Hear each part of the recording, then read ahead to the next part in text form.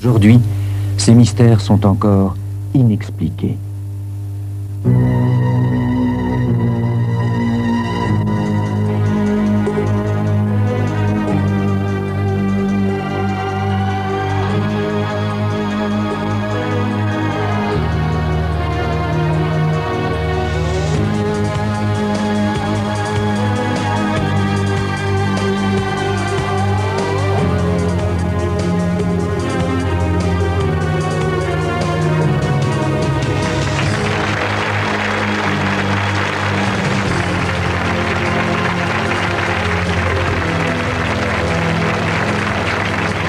Bonsoir. Autant vous le dire tout de suite, Mystère ce soir risque de vous donner le vertige et encore plus qu'à l'accoutumée. Avec ces événements qui se sont déroulés en Belgique, à Wautrimont, le mois dernier, des événements dont les gendarmes et les autorités ecclésiastiques ont été les témoins et que la presse et la télévision ont rapporté. Simple poltergeist, pour les uns, vous savez, ces esprits frappeurs dont nous avons déjà beaucoup parlé dans Mystère, ou alors véritable possession diabolique. Toujours est-il que Monseigneur Patrick Meurant, que nous recevrons sur ce plateau, a cru utile de pratiquer un exorcisme. Seules les caméras de Mystère ont été autorisées à filmer l'événement. Vous allez voir ce document, il est très impressionnant et je dirais même il est assez effrayant. Cela dit, tout de suite, en quelques images rapides, ce que Mystère vous propose ce soir. Pendant près de 3 ans, depuis juin 1988, la famille Laval a vécu les pires cauchemars. Leur maison a été presque quotidiennement le théâtre d'événements fantastiques et toujours inexpliqués. La force de la prière collective.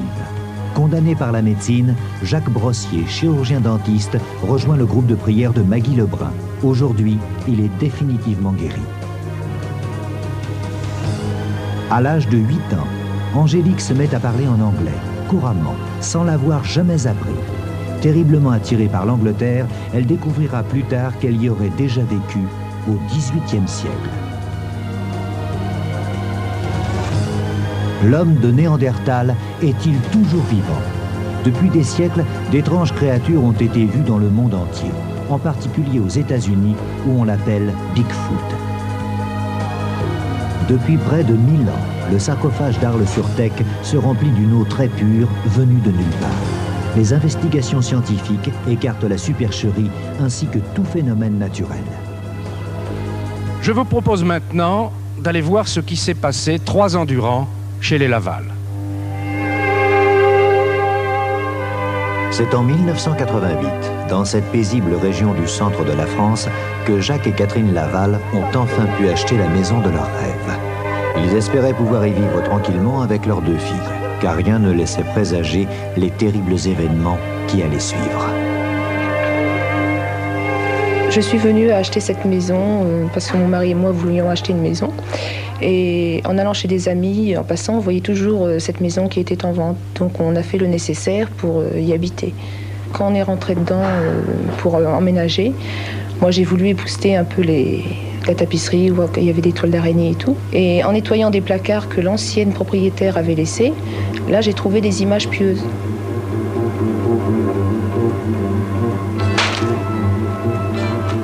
Catherine est surprise que les anciens propriétaires n'aient pas emporté ces images pieuses avec eux.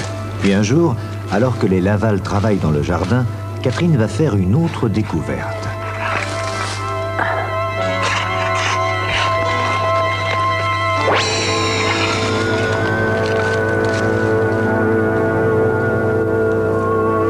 Une tête d'ange enfouie dans la terre. Rien de vraiment inquiétant, et pourtant Catherine n'est pas rassurée. Et sans comprendre pourquoi, c'est avec angoisse qu'elle regarde l'église qui domine la vallée.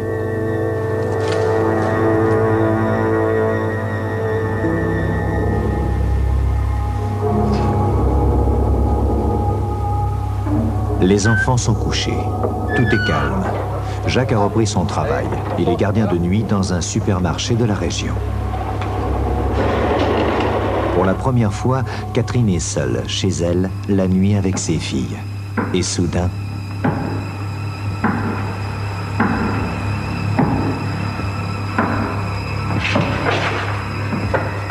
quelqu'un marche dans le grenier. ce ne sont pas les fillettes. Elles dorment tranquillement. Au début, c'était des craquements, donc je pensais que vu que la maison était vieille, c'était le bois qui travaillait, qu'il n'y avait pas de problème. Et au fur et à mesure que les jours passaient, bon, les pas ont continué tous les soirs. Bon, ça amplifiait parce que bon, il y avait des bruits de comme si, en fin de compte, à la fin, il y avait quelqu'un qui habitait là-haut et qui se promenait de long en large.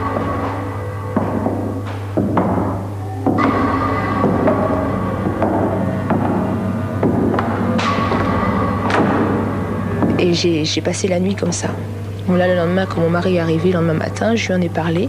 Il me disait, tu te fais des idées, la maison est vieille. Bon, bah, c'est peut-être un bruit que tu as cru entendre. Et il me dit, il n'y a peut-être pas quelqu'un quand même qui est ici, quoi.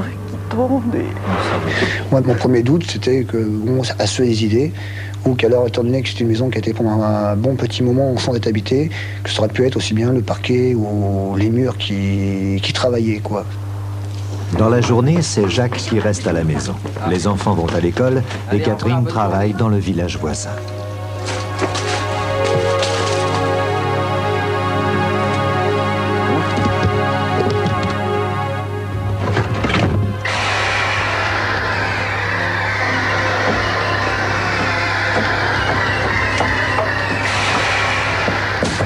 Bon, en plus de ça, ce qui me surprenait, c'est que la boîte de paille se trouvait bloquée par un tas de bazar, parce qu'on stocke pas mal de choses.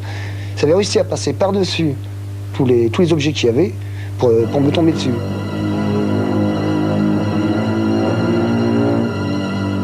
Un soir, j'étais en train de regarder la télévision, et puis d'un seul coup, je sentais une présence derrière moi, sur une chambre mezzanine.